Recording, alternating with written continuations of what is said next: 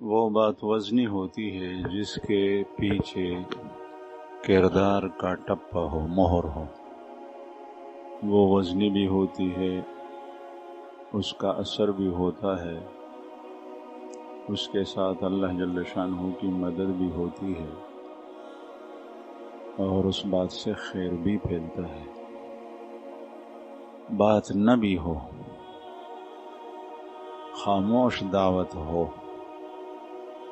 لیکن کردار ہو تو اس سے بھی اثر پھیلتا ہے۔ مشک کی خوشبو، مشک خوشبو ہے، اور یہ مشک بولتا نہیں،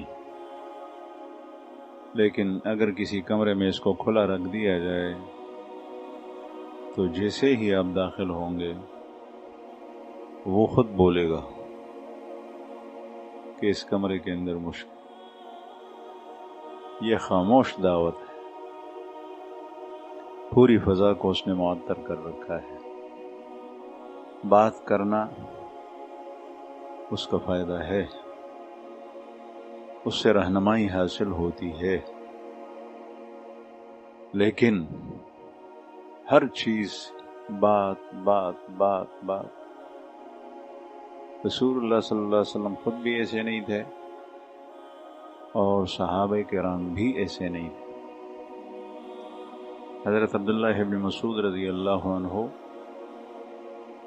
فقیہ صحابی ہیں، اللہ پاک نے بڑے علم سے نوازا اور صحابہ کرام کے علم کا نچوڑ چند صحابہ کے پاس تھا، جس میں ایک عبداللہ ابن مسعود رضی اللہ عنہ تھے۔ وہ جمعرات کے دن لوگوں کو بیان کیا کرتے تھے، ہفتے میں ایک دن۔ کسی نے کہا کہ حضرت یہ باتیں آپ کی بڑی مفید ہے، اگر یہ روزانہ ہوں تو اچھا رہے گا۔ تو آپ نے ارشاد فرمایا کہ نہیں، کان النبی صلی اللہ علیہ وسلم یتخولنا بالموعظہ، نبی کریم صلی اللہ علیہ وسلم بھی ہمیشہ ہمیں بیان نہیں فرمایا کرتے تھے، کبھی کبھی بات کیا کرتے۔ ایک تو وہ باتیں ہیں جو اللہ کا کلام وحی کے ذریعے سے نازل ہو جائے، اور ایک اس کے علاوہ ہے تو آپ صلی اللہ علیہ وسلم خاتم النبیین ہونے کے باوجود کہ آپ کے بعد کوئی پیغمبر نہیں تھا، نہ اس زمانے میں تھا، نہ اب ہے، نہ قیامت تک، ایسی ذات اور ہستی کی اللہ کے بندوں کو بہت سخت ضرورت ہوتی ہے۔ اس لیے صحابہ کرام نے اپنے اس اشتیاق اور شوق اور جذبے کو بعض احادیث میں ظاہر کیا ہے کہ ہم چاہتے تھے لیکن ہمیں کثرت کلام سے منع کیا گیا تھا۔ اس لیے جب کوئی دیہاتی آتا اور وہ ڈنکے کے چوٹ پر بات کرتا تھا، اس لیے کہ دیہاتی آدمی تھا، سلیقے سے دور، تو ہم اس پہ خوش ہوتے تھے کہ آپ صلی اللہ علیہ وسلم سے جب یہ پوچھے گا تو آپ کیا جواب عنایت فرمائیں گے، اس کا ہم انتظار کرتے تھے۔ موبائل بند گئی، میں عرض کر رہا تھا کہ اصل چیز کردار ہے۔ آج کل عجیب حالت یہ بنی ہے کہ ایک تو بات کرنے والے بہت زیادہ ہو گئے اور ہر بات کرنے والا بہت زیادہ باتیں کرتا ہے، یہاں تک کہ بعض لوگوں نے بولنے کو موبائل پر ایک مستقل اس کو تحریک کی شکل لی ہے کہ یہ سب سے بڑا کام، اور جب آدمی زیادہ باتیں کرتا ہے تو اس کے منہ سے غلط بھی نکلتی۔ ہمارے حضرت ارشاد فرماتے ہیں کہ اگر دینی باتیں اور بیان اور تقریر بھی بہت زیادہ ہو، اس کے اندر بھی غلط باتیں نکلتی، چنانچہ نتیجہ اس کے سامنے ہے۔ آپ موبائل کے اوپر دیکھتے ہیں، آج بات کی، کل کسی نے ٹونکا تو کہتے ہیں میں نے رجوع کر لی، اور یہ اتنی بڑی مصیبت اور فتنہ ہے کہ بولنے والے کے کردار کو نہیں دیکھا جاتا، اس کا کردار، اس کا عمل، اس کے اخلاق، اس کے معاملات، اس کی عبادات لوگوں سے اوجھل ہوتے ہیں کہ یہ کیا ہے کیا نہیں بولتا ہے۔ اب ظاہر ہے جو بولنے کا ماہر ہے تو وہ میدان جیتے گا، لیکن اس کا اثر نہیں ہو۔ اس لیے جو اثر اس قسم کی مجالس میں بات کا ہوتا ہے وہ اثر موبائل میں نہیں ہوتا، چاہے کتنا بڑا عالم کیوں نہ ہو، کتنا بڑا بزرگ کیوں نہ ہو، اس کی برکات ہوتی ہے۔ اور یہ دین اسی طریقے سے چلا آیا ہے۔ رسول اللہ صلی اللہ علیہ وسلم کی صحبت کسی موبائل یا کسی ایسے آلہ سے نہیں ہے۔ اگر کسی نے کہاں بات پہنچائی بھی تو وہ صحابی نہیں بنا، جبکہ خود رسول اللہ صلی اللہ علیہ وسلم کی مجلس میں نہیں ہے۔ دوسری بات یہ ہے کہ ہوشیار عقل مند آدمی وہ ہوتا ہے جو بات کرنے والے کے بات کو دیکھتا ہے کہ حق ہے یا نہ حق ہے، لیکن اس کے ساتھ ساتھ سب اس کی نظر اس بات کے پیچھے، اس کی پشت پر اس شخصیت اور اس ہستی کے کردار کی ہوتی، یہ آدمی کیسا ہے بولنے میں۔ جتنے بھی دنیا کے اندر عقل مند آدمی گزرے ہیں، ہوشیار لوگ، تو انہوں نے شعلہ بیان تقاریر کو نہیں دیکھا۔ بخاری کے اندر ایک حدیث ہے، جمعے کا خطبہ یہ تقریر ہے ایک قسم کی، ہم اس کو تقریر کہتے ہیں، لیکن آپ صلی اللہ علیہ وسلم عربی زبان میں کہتے تھے، اس لیے ہمارے عرف اور اصطلاح کے اندر اس کو خطبہ کہتے ہیں۔ تو ایک صحابی نے، غالباً ابو سعید خدری رضی اللہ عنہ، انہوں نے مروان کو دیکھا ممبر پر کہ جو ہاتھ اٹھاتا تھا بات کرتے ہوئے، تو انہوں نے بد دعا دی، قبح اللہ ہاتین الیدیتین الصغیرتین، اللہ جل شانہ ان چھوٹے چھوٹے ہاتھوں کو تباہ کر دے جو ممبر کے اوپر خطبے کے دوران اٹھتے ہیں۔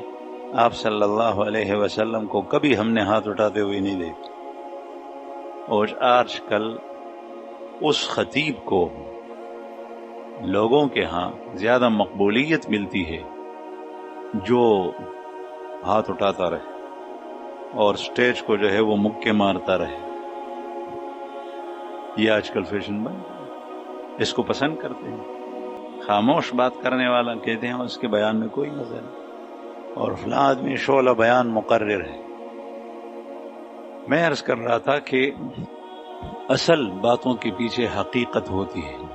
میں آپ کو ایک واقعہ سناتا ہوں۔ رسول اللہ صلی اللہ علیہ، نبی کریم صلی اللہ علیہ وسلم کی دعوت، جس ہوشیار بندے کو، صحابہ کرام بڑے ہوشیار تھے، وہ روس، امریکہ، یورپ، جرمن، فرانس، کسی دنیاوی یونیورسٹی اور کالج میں پڑھے ہوئے نہیں تھے، لیکن وہ ہوشیار تھے۔ آج کل تو میں کبھی کبھی ساتھیوں کو کہتا ہوں کہ ان یونیورسٹی اور کالجوں کا پڑھنے والا د جیٹ ہار په میاش کې د جیٹ هاړ په سخته ګرمۍ کې به سر بربنډي په سر به وختمني او نور ته به سر مخامخ دا شی بند کوي ګن سر به بربنډي نور ته مخامخ، یہ اپنے آپ کو دھوپ سے بچانے کو بھی نہیں سمجھتا۔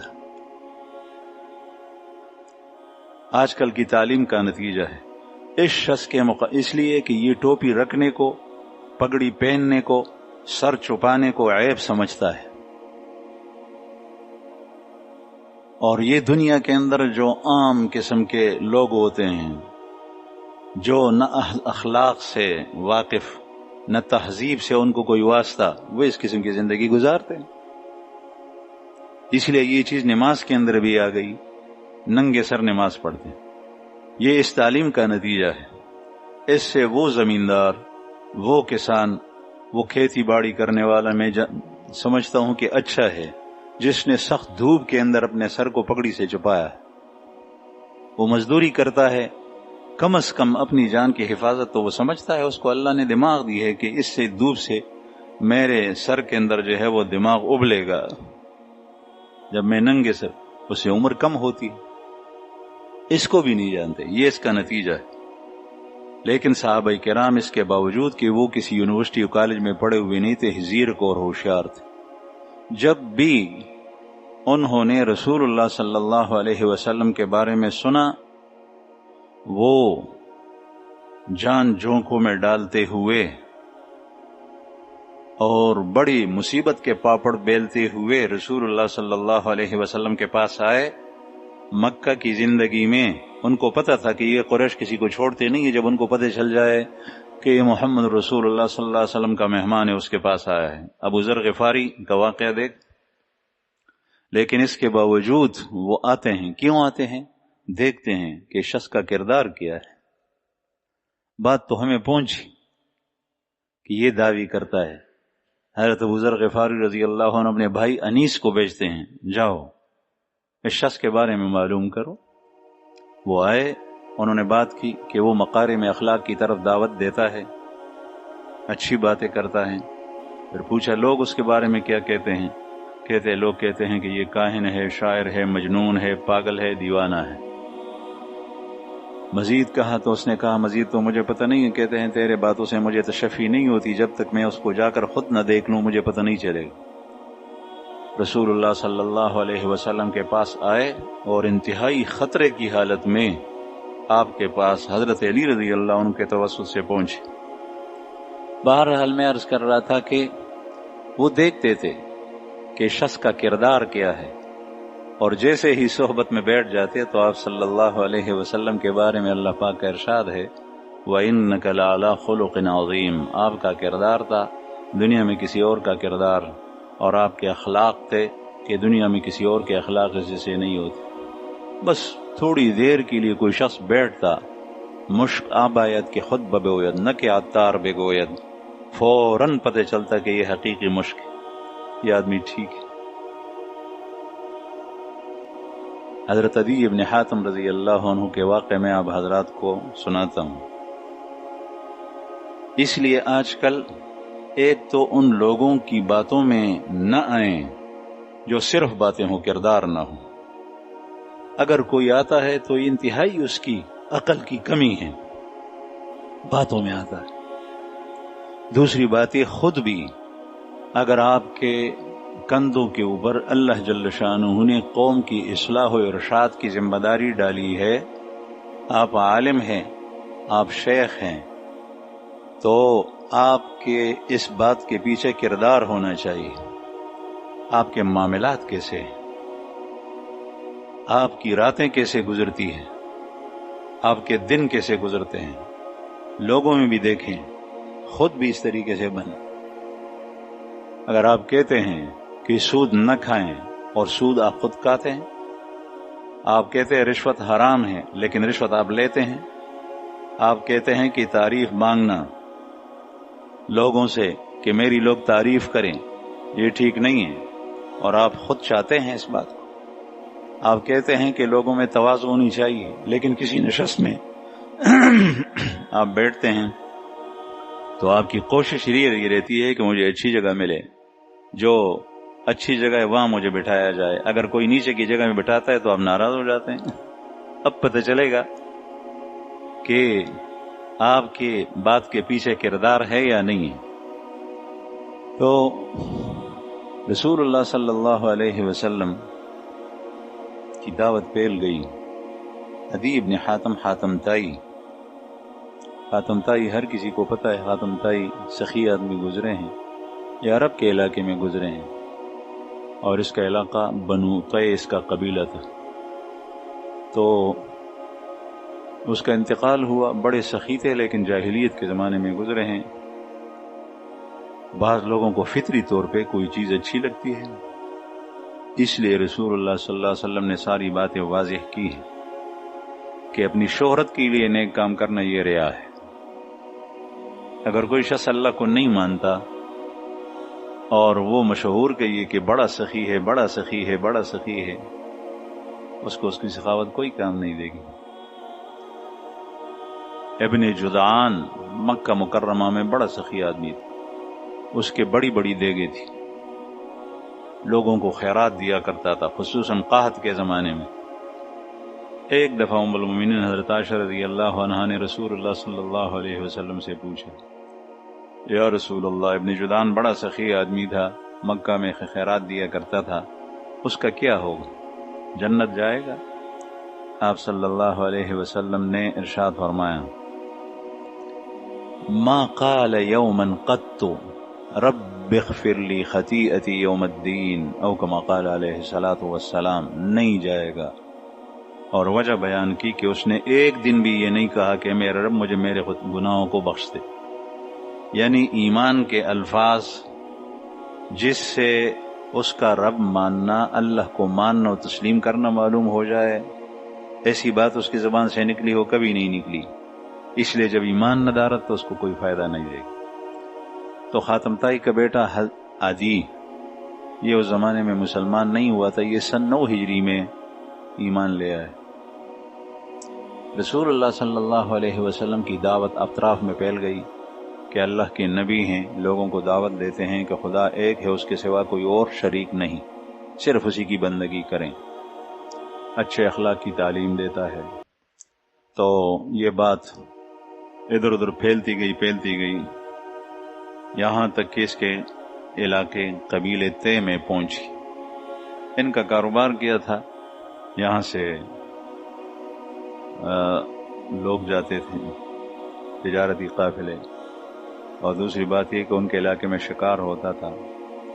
اور یہ جو عدی کا خاندان ہے، اس کے والد، اور یہ خود اپنی قوم سے بدتہ وصول کیا کرتے تھے، جو پیسے ان کے پاس آتے تھے تو یہ قوم کا سردار تھا، باپ کے بعد خود، تو تمام کمائی کے اندر 1/4 حصہ ان کا ہوتا تھا اور 3/4 باقی قوم آدمی لیتے، ہر چیز کے اندر۔ جس طرح مسلمان زکوٰۃ دیتا ہے، عشر دیتا ہے، نصف عشر دیتا ہے، 40واں دیتا ہے، اس طریقے سے وہ لوگ ان کے سردار یہ وصول کرتے تھے۔ اور یہ مذہب کے لحاظ سے نیم عیسائی تھا، بت پرست نہیں تھا، عیسائی تھا۔ اس زمانے کے اندر عیسائی مذہب والوں کی کافر اور مشرک قدر کیا کرتے تھے کہ یہ اہل کتاب ہے۔ تو جب رسول اللہ صلی اللہ علیہ وسلم کے بارے میں اس نے سنا، یہ کہتے ہیں کہ مجھے سخت نفرت تھی، اور نفرت اس وجہ سے تھی کہ وہ بڑا ہی چاہتا ہے کہ میں بڑا بن جاؤں۔ یہ چیزیں آدمیوں کو پسند نہیں ہوتی۔ آدمی تقریر کرتا ہے پھر آخر میں لیڈر بن جاتا ہے اور سیٹ کے لیے کھڑا ہوتا ہے۔ تو ساری تقریروں کا خلاصہ یہ ہے کہ مجھے اپنا مقتدی اور پیشوا بناؤ۔ اس لیے قیصر روم نے ابو سفیان سے جو سوالات کیے رسول اللہ صلی اللہ علیہ وسلم کے بارے میں، تو اس میں ایک سوال یہ تھا کہ ان کے آباء و اجداد میں کوئی بادشاہ گزرا ہے؟ اگر گزرا ہے تو میں سمجھوں گا کہ یہ اپنے باپ دادے کی حکومت کو واپس لانا چاہتا۔ تو یہ کہتے ہیں کہ مجھے بڑی نفرت تھی، میں نے اپنے خادم اور غلام کو کہہ رکھا تھا کہ جیسے ہی تمہیں پتہ چلے کہ یہ شخص یہاں پر آ گیا ہے اپنے لشکر کے ساتھ، تو میرے لیے اونٹنیاں تیار کرنا، اونٹنیوں کے اندر وہ اونٹنیاں جو انتہائی فربا ہوں، اور اس کے اوپر سامان لادنا تاکہ میں فوراً یہاں سے ہجرت کر کے کہیں اور چلا جاؤں۔ کہتے ہیں کہ ایک دن میرا خادم میرے پاس آیا اور کہنے لگا کہ جس چیز سے آپ کو ڈر تھا وہ بات آ گئی ہے۔ میں نے کہا کیا ہوا؟ کہتے ہیں محمد صلی اللہ علیہ وسلم کا لشکر آ رہا ہے اور اس علاقے کے اوپر حملہ کر رہا ہے۔ میں نے اسے کہا تیری ایسی کی تیسی جلدی کرو اور اونٹنیوں کا سامان لا دو اور میرے لیے تیار کرو۔ اس نے جلدی یہ کام کیے۔ میں نے اپنے اہل و عیال کو، بیوی کو، بچوں کو، سب کو جو ہے وہ بلایا، جو میرے قریب تھے ان کو جو ہے وہ بٹھا کر جو ہے وہ شام کی طرف چل لی۔ چونکہ یہ مذہب کے اعتبار سے نصرانی تھا، اس لیے اس علاقے میں چلا گیا، وہاں پر نصرانی تھے، تو یہ شام چلا گیا۔ لیکن اس کی ایک بہن خاتم طائی کی بیٹی وہ اس سے رہ گئی، جلدی میں وہ رہ گئی۔ یہ جب چلا تو نبی کریم صلی اللہ علیہ وسلم کا لشکر اس کے علاقے میں آیا، انہوں نے حملہ کیا، کچھ قیدی ہاتھ آئے، جس میں خاتم طائی کی لڑکی بھی قیدی بن کر آئی۔ یہ تو شام چلا گیا۔ وہ جب قیدی بن کر آئی، رسول اللہ صلی اللہ علیہ وسلم قیدیوں کو لے کر مدینہ منورہ پہنچے۔ مسجد نبوی کے باہر ایک باڑ تھا، جس طریقے سے لوگ حیوانوں کے لیے باڑ بناتے ہیں، اس باڑ کے اندر قیدیوں کو رکھا ہوا تھا۔ اس میں خاتم طائی کی بیٹی بھی تھی، یہ سردار کی لڑکی تھی۔ رسول اللہ صلی اللہ علیہ وسلم قیدیوں کے پاس سے گزر رہے تھے۔ اس عورت نے، اس خاتون نے آواز دی اور کہا، ہلک الوالد وغاب الوافد، والد میرے باپ کا انتقال ہو گیا ہے، اور جو وافد تھا میری نگرانی کرنے والا اور خبر باز پرس کرنے والا وہ غائب ہو گیا ہے، بھائی چلا گیا ہے، میرے دیکھ بھال کرنے والا کوئی نہیں، آپ میرے اوپر رحم فرمائیے، اللہ تیرے اوپر بھی رحم فرمائے گا۔ رسول اللہ صلی اللہ علیہ وسلم خاموش، کوئی جواب نہیں دیا، اس لیے کہ وہ قیدی بن کر آئے تھے، اور قیدیوں میں تمام صحابہ کا بھی حصہ ہوتا ہے، پورے لشکر کا۔ پھر دوسرے دن رسول اللہ صلی اللہ علیہ وسلم کا گزر ہوا، پھر یہی باتیں اس نے کی، آپ صلی اللہ علیہ وسلم خاموش گزرے۔ پھر تیسرے دن جب نبی کریم صلی اللہ علیہ وسلم گزر رہے تھے تو اس خاتون نے کچھ نہیں کہا، اس لیے کہ 2 دن کوئی جواب نہیں ہے تو آپ خاموش رہی۔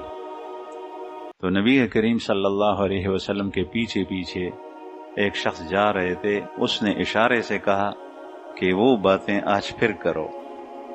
نبی کریم صلی اللہ علیہ وسلم کی ایک خصوصیت تھی، آپ کی عادت مبارکہ یہ تھی کہ کبھی کبھی ایک بات ارشاد فرماتے تو 3 بار ارشاد فرماتے، آخری مرتبہ ختمی ہوتی، آخری بار ختمی ہوتی، اور کوئی کلام کرتا تیسری بار تو پھر آپ صلی اللہ علیہ وسلم اس کا جواب فرماتے، کوئی ضروری بات، اور آپ صلی اللہ علیہ وسلم 3 بار کسی کو حکم دیتے تو صحابہ کرام پھر اس کے بعد خلاف بالکل نہیں کر سکتے۔ اس کا مطلب یہ ہوتا تھا کہ اللہ کے رسول لازمی اس بات کو کچھ کرنا چاہتے ہیں۔ بہرحال علی رضی اللہ، وہ پیچھے جو شخص تھے وہ حضرت علی کرم اللہ وجہہ تھے، اس نے اشارے سے کہا کہ پھر کہو، تو اس خاتون نے پھر کہا، تو رسول اللہ صلی اللہ علیہ وسلم نے ارشاد فرمایا کہ تو کون ہے؟ اس نے کہا کہ میں خاتم کی بیٹی ہوں، میرا باپ بہت سخی تھا، یہ تھا وہ تھا، اور ابھی میں قیدیوں کے اندر قیدی بن کر آئی ہوں، اور میرا باپ تو اس کا انتقال ہو چکا ہے، اور میرا بھائی وہ چلا گیا، غائب ہو گئے، پتہ نہیں کس طرف گیا ہے، آپ کے ڈر سے تو ہمارا گھر خالی ہے، مجھے اس نے اکیلے چھوڑ دیا ہے، اگر آپ میرے اوپر رحم فرمائیں تو اللہ تیرے اوپر احسان کرے گا۔ تو رسول اللہ صلی اللہ علیہ وسلم نے ارشاد فرمایا کہ ٹھیک ہے، اور پھر یہ ارشاد فرمایا، اس کو کپڑے دیے اور سواری دی، اور سواری کے اوپر کجاوا کسا اور اس پر سامان لادا، اور پھر آپ صلی اللہ علیہ وسلم نے ارشاد فرمایا کہ تب تک تم نہیں جاؤ جب تک تجھے کوئی ایسا شخص نہ ملے جو امین ہو، اور جہاں تو جانا چاہتی ہے وہاں وہ تجھے چھوڑ دے اور پہنچا دے۔ یہ کہتی ہے کہ میں انتظار کرتی رہی یہاں تک کہ ایک ایسا قافلہ آیا کہ جس میں امین لوگ تھے، جاننے والے، تو میں ان کے ساتھ گئی اور اپنے بھائی کے پاس پہنچی شام۔ وہاں پہنچی، وہاں بھائی اس کا انتظار کرتا رہا، بڑا پریشان تھا کہ میں نے بہن کو چھوڑ دیا۔ جب وہاں چلا تو اس کو پتہ چلا کہ میں تو بیوی بچوں کو لے کر آئے، وہ بہن کو میں نے چھوڑا، یہ کیا کیا۔ یہ ایک کافر مشرک ہے اس وقت، لیکن رشتہ داری کا خیال رکھتے تھے، صلہ رحمی اس کو کہتے۔ آج کل مسلمانوں کے اندر یہ چیز ختم ہوتی جا رہی ہے۔ ہمارے اس علاقے کے اندر کہ پٹھانوں کو، پشتونوں کو، اس علاقے والوں کو دنیا کی نظروں میں بڑے غیرتی لوگ کہتے ہیں، لیکن اس میں بہت سارے لوگ ایسے ہیں جن کی بہنیں در بدر پھرتی ہیں، دوسروں کے گھروں میں خدمت کرتی ہیں، اور اس کا یہ بھائی بڑا پیسے کماتا ہے لیکن بہن کا پوچھتا بھی نہیں۔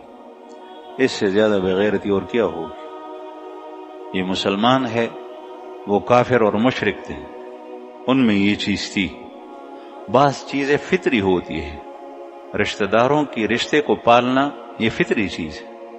اس لیے رسول اللہ صلی اللہ علیہ وسلم جب ابتدا میں تشریف لائے تو جس طریقے سے آپ صلی اللہ علیہ وسلم دوسری بات ارشاد فرماتے تھے جو لوگ جس سے لوگ مانوس تھے، اس میں ایک بات یہ تھی سل الارحام سل الارحام سل الارحام، رشتوں کو پالو رشتوں کو پالو رشتوں کو پالو. یہ بات سب کو بہت اچھی لگتی تھی. اس لیے لوگوں کو ایسی باتوں پر لانا چاہیے جو سب مانتے ہیں. مشرکین بھی اس کو مانتے تھے. کھانا کھلاؤ یہ سب لوگ جانتے تھے. پڑوسی کا خیال رکھو یہ سب جانتے تھے. مظلوم کو ظالم کے ہاتھوں سے چھڑاؤ یہ سب جانتے تھے.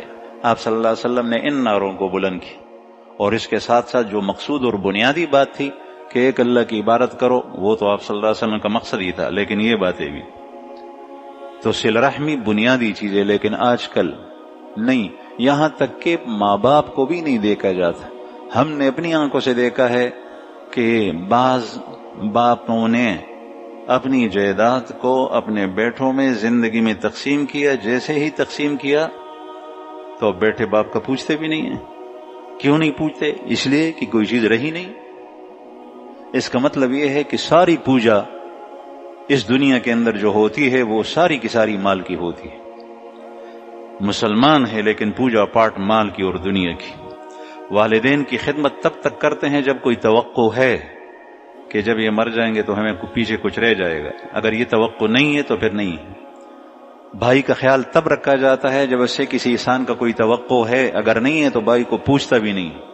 صوفی ہے، نمازی ہے، جماعت کے ساتھ نماز پڑھتا ہے، داڑھی بھی رکھی ہے، لیکن اس کے باوجود اس بھائی کو ٹھوکر سے بھی نہیں مارتا.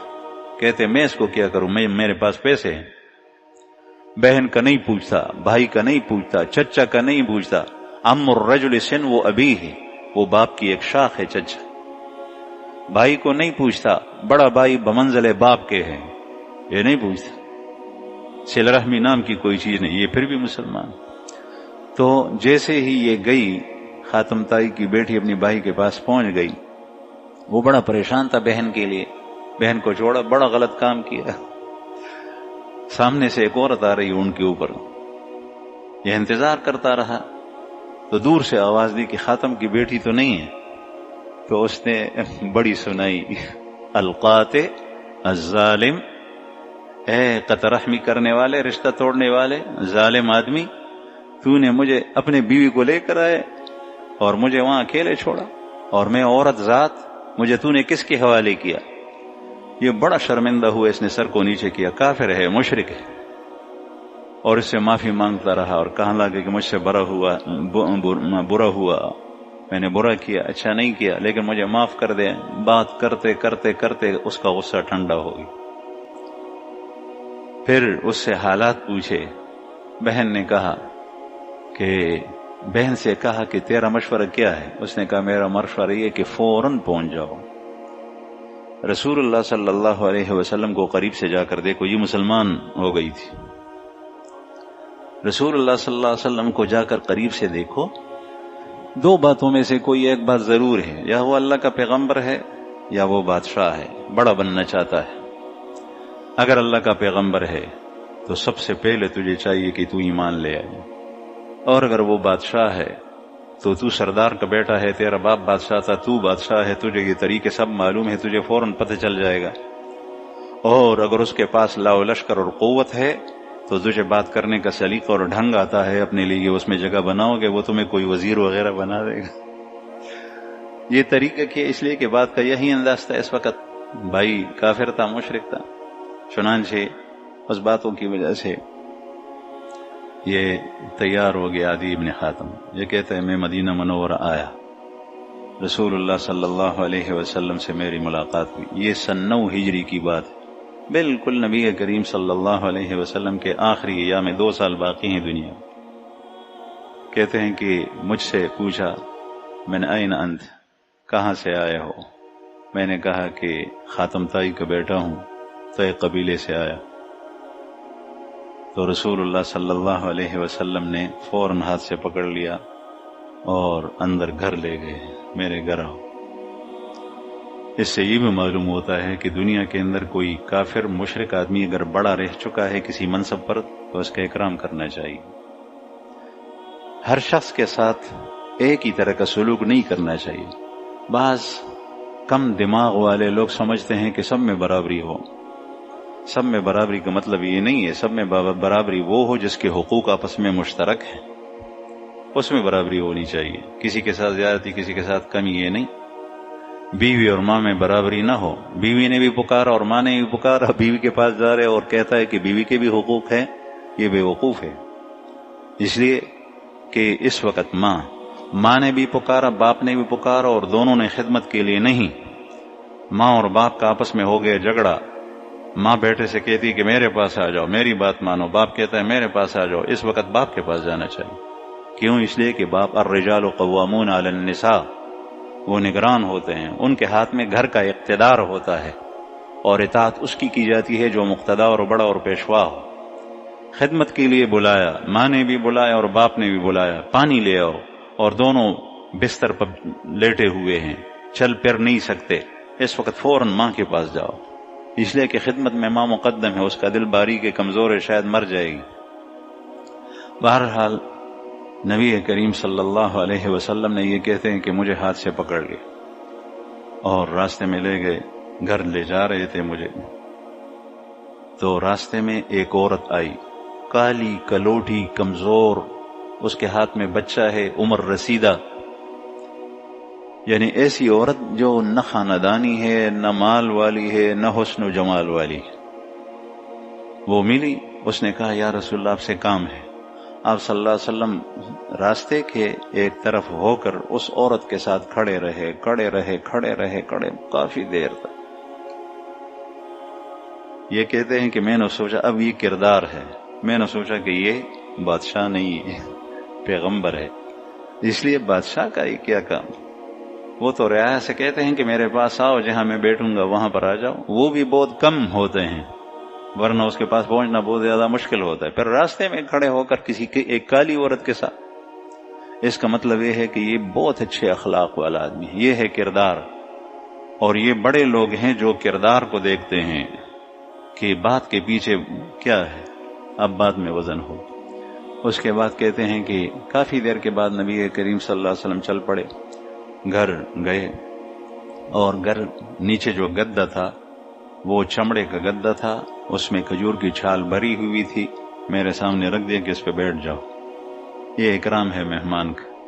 میں نے کہا نہیں، آپ بیٹھ جائیں. اس لیے کہ رسول اللہ صلی اللہ علیہ وسلم اللہ کی نبی، وہ کافر تھا لیکن ابھی تک وہ اسلام نہیں لایا، لیکن اس کو پتہ تھا کہ یہ بڑا آدمی. آپ نے فرمایا کہ نہیں. اور کتاب نے لکھا ہے کہ عدی نے کہا کہ اس وقت گھر کے اندر یہ ایک ہی گدا تھا. وہ میرے نیچے بچھایا، مجھے اس پہ بٹھایا اور آپ صلی اللہ علیہ وسلم زمین پہ بیٹھ گئے. پھر تکیہ بیچ میں رکھا اور اس کے اوپر مبارک جھک کر جو ہے وہ مجھ سے فرمایا کہ اے عدی، تو عیسائی نہیں ہے مذہبی لحاظ سے؟ میں نے کہا کہ ہاں میں عیسائی ہوں. تو آپ نے فرمایا تیری کتاب کے اندر، تیرے مذہب کے اندر یہ بتہ لینا حرام ہے. تو اپنے قوم سے جو چوتھائی لیتا ہے ربو، یہ قسمت میں لیتا ہے. اس سے یہ معلوم ہوا کہ مذہب پر عمل کرنا وہ ہوتا ہے کہ مذہب کے سارے جزیات پر عمل کیا جائے، پورے دین پر. پورے دین پر نماز پڑھتا ہے، معاملات ٹھیک نہیں ہے تو پوری دین پر عمل نہیں ہے. مسلمان کیسے ہوا؟ قرآن کریم میں اللہ جل شانہ نے تانے کے طور پر اہل کتاب یہودیوں کو کہا ہے کہ تم بعض کتاب پر عمل کرتے ہو، بعض کو چھوڑتے ہو. افتؤمنون ببعض الکتاب وتکفرون ببعض، بعض پر ایمان لاتے ہو، بعض کو ترک کرتے ہو، بعض کام کرتے ہو، بعض نہیں کرتے. یہ کیا ہوا؟ یہ دوغلاپن، دو روخی، یہ تو دین میں نہیں ہے. ہاں نہیں کر سکتا، قدرت نہیں ہے، وہ الگ بات ہے. لیکن قدرت ہے، اس کے باوجود ہے بھئی اس میں یہ راستہ اختیار کیا، اس میں یہ ہے. مسلسل سود پہ سود کھاتا رہے، ٹس سے مس نہیں ہوتا، باتیں سنتا ہے لیکن حرمت اس کے دل میں بیٹھتی نہیں. رشوت کی حرمت کا پتہ ہے لیکن مسلسل لیتا رہتا ہے. تو یہ دین اور اسلام کیسے ہوا؟ اس لیے رسول اللہ صلی اللہ علیہ وسلم نے فرمایا کہ تو عیسائی ہے، تیری عیسائیت کے اندر یہ حرام ہے، تو کیوں لیتا ہے؟ عدی کہتے میرے پاس جواب نہیں تھا، میں خاموش ہو. پھر آپ صلی اللہ علیہ وسلم نے ارشاد فرمایا کہ دیکھو لوگ یہ سمجھتے ہیں، تم یہ سمجھتے ہو کہ مسلمان تعداد میں کم ہے اور دنیا کے لوگ بہت زیادہ ہیں کافر.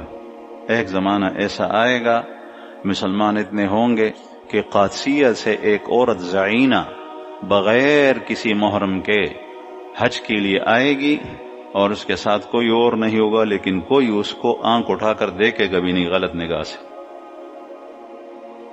تو یہ عدی بعد میں کہتے ہیں کہ میں نے وہ دیکھا.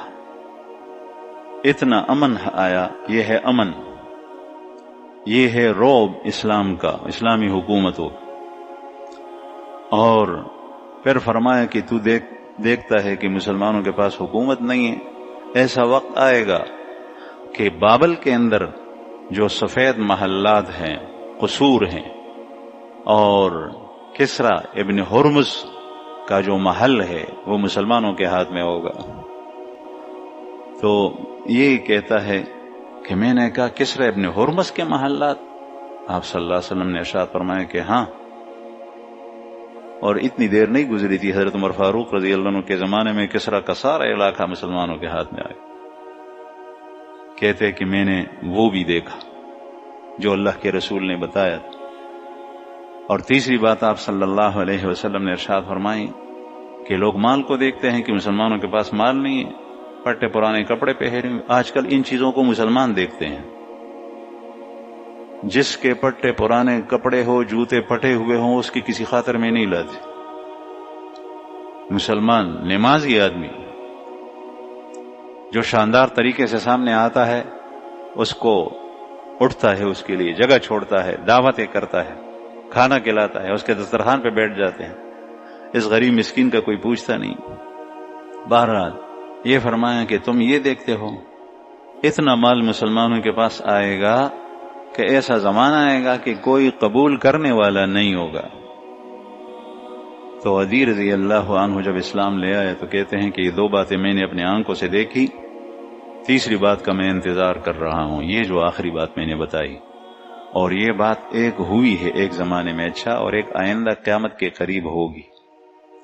ایک زمانہ وہ ہے عمر ابن عبدالعزیز رحمہ اللہ کا زمانہ آیا جس کی خلافت راشدہ کے طرز پہ تھی کہ اس زمانے کے اندر پیسوں کی اتنی ریل پیل تھی کہ جس پر زکوٰۃ فرض ہوتا تھا وہ زکوٰۃ کو لے کر کسی فقیر کو تلاش کرتا، فقیر نہیں ملتا تھا. ایک گاؤں سے دوسرے گاؤں، دوسرے گاؤں سے تیسرے گاؤں، کہتے ہیں میں فقیر نہیں ہوں.